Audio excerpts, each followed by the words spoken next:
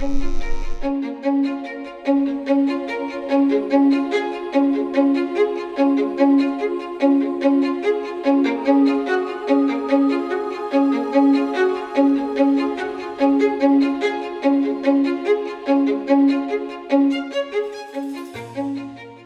suis Valérie Klein, la conservatrice du musée de Mirecourt, et plus spécifiquement du musée de la lutherie et de l'archéterie française à Mirecourt. Je suis là depuis 2002 avec le souci à la fois de conserver cette magnifique collection à la fois d'instruments de musique mais aussi de fonds d'atelier et avec un souci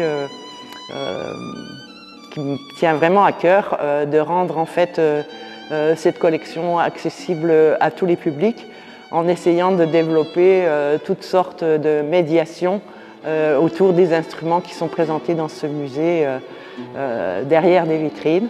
Donc aussi bien à la fois permettre aux visiteurs de faire des expériences, de toucher, d'essayer, d'écouter, que de regarder, qui est quand même la vue étant le sens essentiel qu'on offre souvent dans les musées. Là, on a essayé de s'ouvrir à tous les sens pour que chaque visiteur puisse appréhender cet univers avec sa propre sensibilité.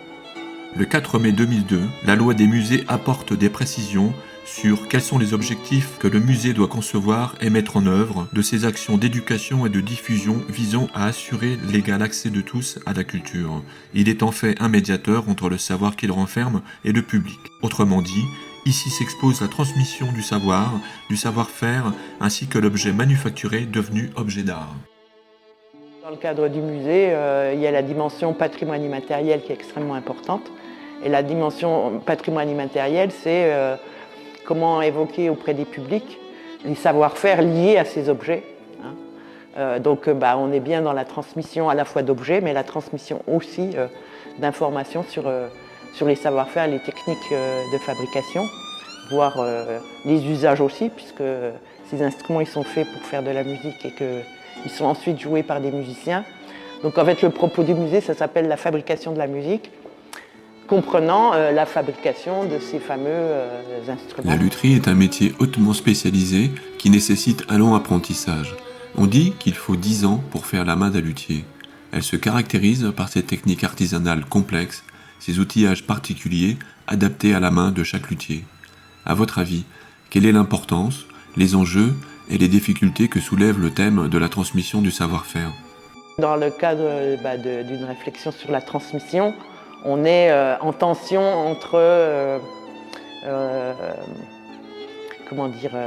transmettre un savoir-faire dans le cadre d'une tradition qui est celle de, on prendra l'exemple de la fabrication du violon de l'archer, qui dans un contexte culturel donné est une transmission et une tradition de fabrication extrêmement normée.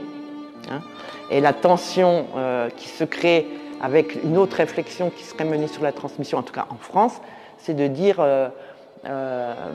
on n'a plus trop de temps à passer à transmettre des savoir-faire comme ceux-là. Enfin, je caricature, mais ce qui est important, c'est la créativité, c'est l'innovation. Par exemple, on a l'impression que tradition ou transmission seraient des concepts arrêtés et que d'une génération à l'autre, on transmet toujours la même chose, que ce soit les principes de fabrication ou les principes de pratique musicale. Et quand on analyse finement ce qui se passe dans le phénomène de transmission, si bien sûr on transmet des gestes, on transmet un savoir-faire, on transmet comment fabriquer par exemple un violon ou un archet, il y a différentes étapes obligatoire, mais la relation entre le maître et l'élève, quand bien même elle s'appuie sur cette tradition, elle s'adapte aussi au contexte culturel dans lequel elle se transmet. Et je ne suis pas sûre que les relations de maître à élève aujourd'hui, en 2022, soient les mêmes que celles dans les années 50, 1950 par exemple, bien qu'à la limite, ce qu'on transmet, ça paraît être la même chose.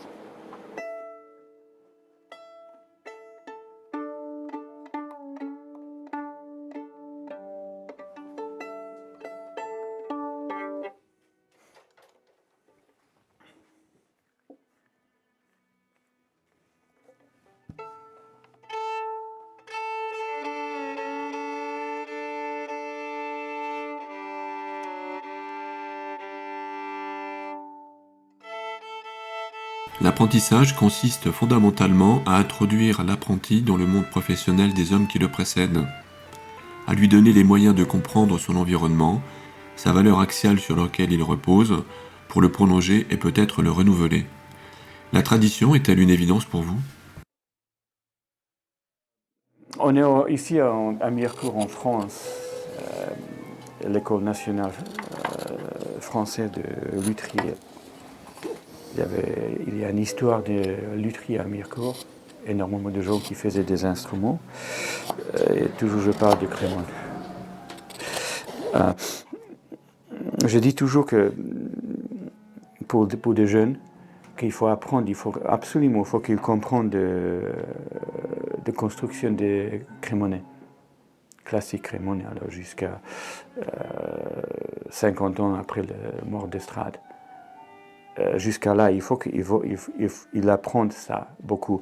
Alors, il y a quelque chose qui était très, ils sont tous plus ou moins pareils. Il y a différences, mais pas énormes. Cette forme-là des luthiers crémonnais, ils ont eu quelque chose de très spécifique. Alors, une chose qui est très importante, c'est dans le centre là, c'est vraiment le profil, qu'est-ce que c'est visible maintenant. Une partie qui est plus plat, et après ça descend. Les deux côtés. Ça, c'est pour le table. Et pour le fond, c'est un peu différent. Il est un peu plat, mais beaucoup plus court. C'est à peu près ici au centre. Et après ça, plus doucement, ça descend. C'est en relation avec la force de tension du corde. Un instrument, quand il est monté,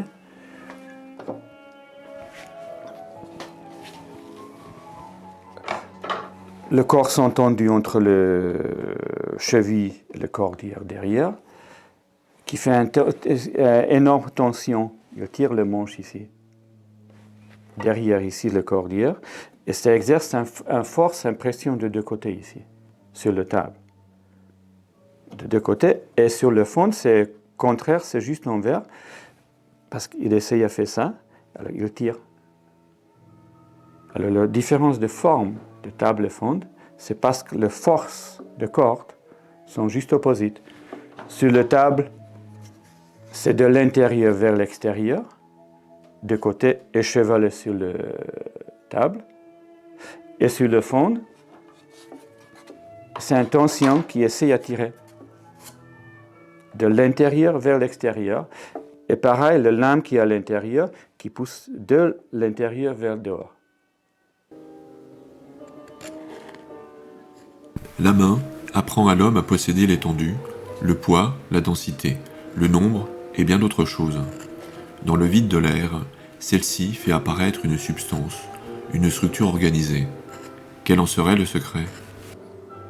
Alors, le musicien, le violon, avec cette 50-60 pièces, tous ensemble, plus l'archer et le musicien, tous ensemble, il va faire des sonorités pour la musique très différentes, des couleurs de sons plus aigus, plus ronds, plus foncés, tous par le contact de l'archer sur la corde. Est-ce qu'il va jouer plus proche au cheval? Est-ce qu'il va jouer plus sur le touche? Est-ce qu'il va tourner un peu l'archer? Est-ce qu'il va appuyer, mais moins vite, ou plus vite? Il va bouger l'archer. Avec tout ça, il contrôle pour faire des différents sons, des différentes couleurs. Et le violon, c'est par rapport à son taille, il est une gamme de couleurs, une gamme de fréquences très très large. C'est ça qui fait aussi pour un musicien, pour apprendre, pour devenir un musicien professionnel, ça prend des années à jouer. Déjà, jouer juste, ça c'est quelque chose qui fait mal pour travailler, pour apprendre. On n'a pas de frettes, on n'a pas de clavier, c'est pas quelqu'un qui nous accorde pour nous. Il faut qu'on joue chaque note proprement, justement. Ou des musiciens qui sont vraiment déjà très hauts avec les techniques, il va jouer faux exprès une note, juste pour un effet. Juste pour faire un effet, il va faire un peu plus bas, il remonte jusqu'à la fin de note comme il a corrigé, mais ça va être partie de la musique. C'est pas une bêtise, c'est quelque chose qui est fait exprès pour faire plus de détails pour la musique, pour la sonorité. Alors nous, on prépare l'instrument pour toutes ces possibilités, pour tout ça, pour que le musicien facilite le musicien, fait toute cette couleur, toute cette dynamique, toute cette note pour faire jouer juste. On ne peut pas faire un violon qui va jouer juste pour le musicien, mais un meilleur violon, il va l'aider un musicien à jouer juste parce que les harmoniques qui sont correctes, qui sont justes, et on entend plus facilement que c'est correct, c'est juste ou pas. Mais d'habitude, par des choses délicates comme ça, ma journée, je commence par faire répondre à mon courrier sur l'ordinateur. Prenons pas de risque. Les accords les plus délicats éveillent ce qu'il y a de plus secret dans les ressorts de l'imagination et de la sensibilité. C'est par les mains, travaillant dans la matière, qu'ils prennent forme, qu'ils s'emparent de nous. Bon, il y a un petit truc qui va pas. Voilà.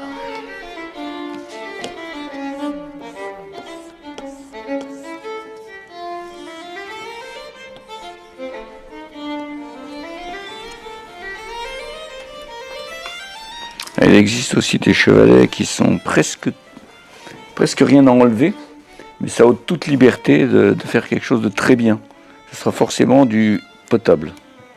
La lutherie est un métier hautement spécialisé qui nécessite un long apprentissage. On dit qu'il faut 10 ans pour faire la main d'un luthier. Elle se caractérise par ses techniques artisanales complexes, ses outillages particuliers adaptés à la main de chaque luthier.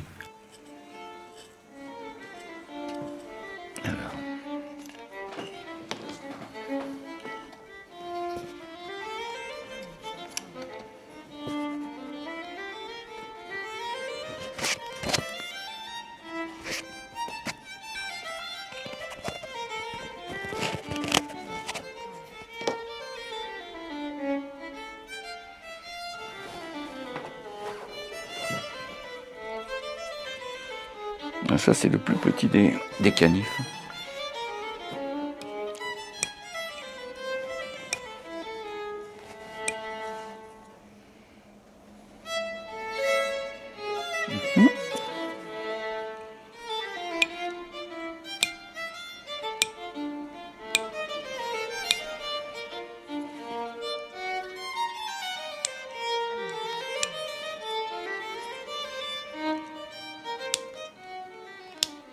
L'acte de générosité peut-il être pris en compte lors de la transmission du savoir-faire ? C'est forcément un acte généreux parce que ça prend énormément de temps. Bon, dans le cadre d'une école, il n'y a pas de rentabilité à avoir, mais dans le cadre d'un atelier, quand on a un apprenti, il faut qu'il soit quand même rentable. Si on veut lui enseigner des choses vraiment performantes, quoi, eh ben, on est obligé d'être très généreux parce qu'on prend un temps ahurissant. Pensez-vous que le mimétisme a toujours sa place dans les séquences pédagogiques en ce qui concerne la transmission des savoir-faire ? Alors je pense vraiment que le mimétisme n'a plus sa place, mais je le regrette.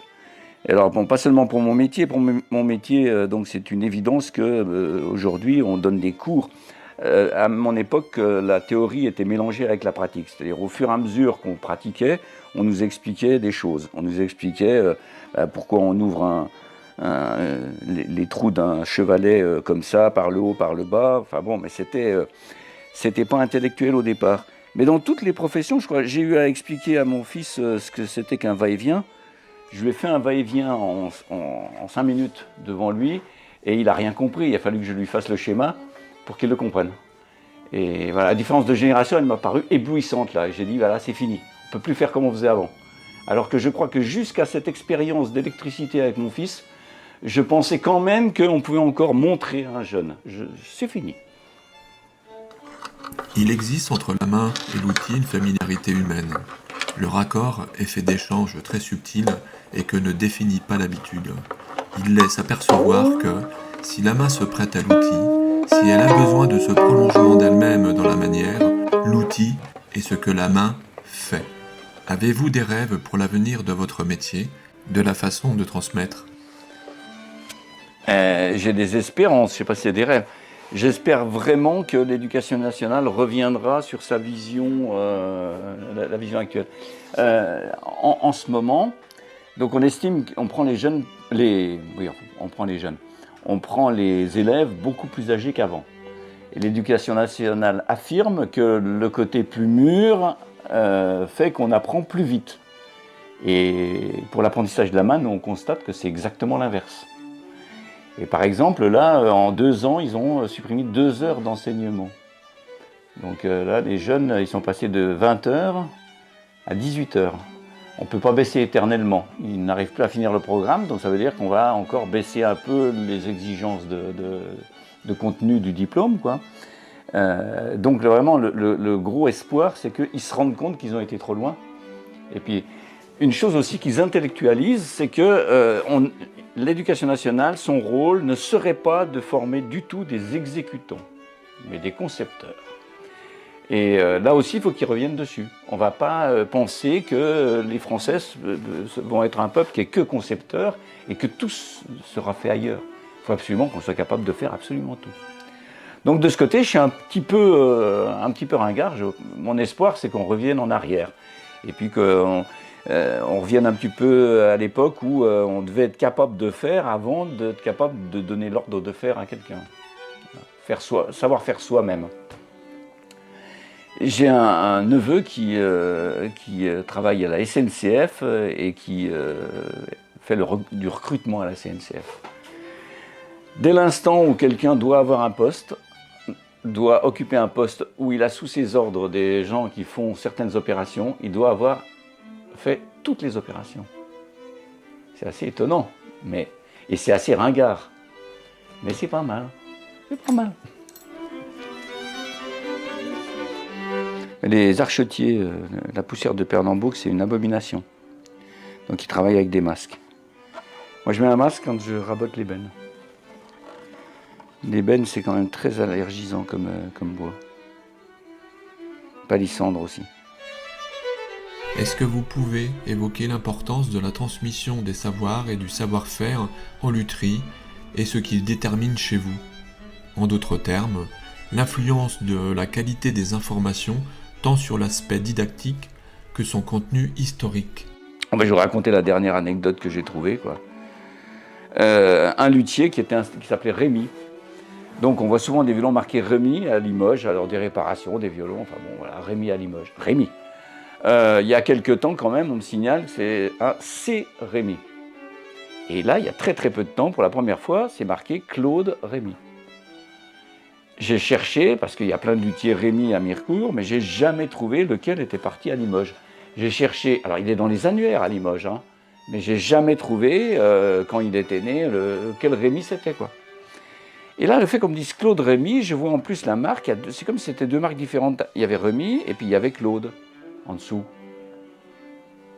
Et donc du coup, je reprends l'état civil en ligne de Limoges et je cherche le décès de Claude, prénom Rémy. Bonne intuition, c'était ça. Alors après, pourquoi il a changé son nom par son prénom? Parce qu'il s'installait dans une ville où la concurrente, qui s'appelait Zoguer, elle était apparentée au luthier le plus illustre parisien du moment, qui était un Rémy. Et alors, sûrement que cette femme, elle se prétendait, donc, enfin, à juste raison, quoi, elle devait fournir les produits que faisait Rémy et tout et tout. Et lui qui arrivait, le Claude, il arrivait en concurrence, et ben, putain, il a pris le nom. C'est incroyable, quoi. Alors maintenant, je sais qui c'est, mais c'est vrai que c'est bon, c'était pas une famille très connue dans la lutherie, et il n'a pas été connu comme Claude, il a été connu comme Rémy. Oh là là là, c'était pas mal. Et l'autre histoire du moment, là, c'est pas moi qui ai trouvé, mais c'est un élève de l'école de lutherie qui, pour son diplôme l'année prochaine, voudrait choisir de faire une copie d'un instrument d'Honoré Desrasiers. Bon. Et alors, il y en a un au musée, et puis moi, sur Internet, il a vu que j'en avais un. Donc, moi, je dis que c'est un Desrasiers fait par Desrasiers à son retour de Paris. Donc, apprentissage fini, il rentre ici. Et puis, au musée, il y en a un qui, vu les dates, aurait été fait avant son départ pour Paris. Très bien. il est le 3e ou le 4e à faire un travail sur des rasets. Alors il va regarder, alors déjà tout triomphant, il me dit qu'il a trouvé la vraie date de naissance de Desrasets, elle est fausse chez ses copains, elle est fausse dans les dictionnaires et tout. Oh, je regarde chez moi, puis je dis, bah non, moi elle était juste quoi même. J'ai même pas pensé à te dire qu'elle était... C'était pas les dates marquées, les dicos, ils racontent plein de conneries, ça c'est sûr. Et je lui dis, bah attends, j'ai jamais fait la synthèse de Desrasets. Ce qui prouve que dans ma rédaction de dictionnaire, je suis pas encore rodé. C'est tout. Ça prouve que ça. Donc j'ai dit, j'ai pas fait la synthèse, mais du coup c'est bien, tu vas la faire. Alors je lui donne tous les éléments. Mais au fur et à mesure que je lui donnais les éléments, je lui dis, mais c'est pas possible. Il s'est installé en telle année, il avait déjà des ouvriers, il fait une expo et donc pour s'inscrire à l'expo, il dit le nombre d'ouvriers, l'année d'installation et tout et tout. Et je dis, il se marie, il a des enfants, il est juge au tribunal de commerce et il plaquerait tout pour aller travailler chez Vuillaume à Paris. Ça n'existe pas. C'est pas possible. Et alors le jeune, il est un petit peu embêté, quoi. Mais bon, c'est lui qui a attiré l'attention sur le fait que tout était faux, quoi, sur ce qu'avaient dit les précédents. Alors il est gêné parce que c'est vrai que c'est difficile de faire une partie historique en cassant tout ce qui a été dit avant. Alors moi je lui ai conseillé de faire une partie justement montrant les limites de l'utilisation des dictionnaires sans réfléchir, quoi. Enfin bon. De nos jours, on ne peut plus raconter de conneries parce que tout le monde peut vérifier, hein, on va en ligne. Ouais. Mais n'empêche, c'est vachement intéressant. Et alors, ça m'a posé problème, ça m'a ralenti encore moins, parce que du coup, moi, quand j'ai tiré la conclusion que quelqu'un était à Paris, par exemple, c'est pas le seul, Desrasets qui allait travailler à Paris, eh ben, je m'aperçois que peut-être que Desrasets travaillait pour le luthier de Paris. Dans les comptes du luthier de Paris, c'était marqué violon de Desrasets. Et les historiens ont tiré la conclusion qu'il était présent. Mais s'ils se sont trompés, je peux m'être trompé pour plein d'autres. Donc il faut tout recontrôler. Ça finira pas.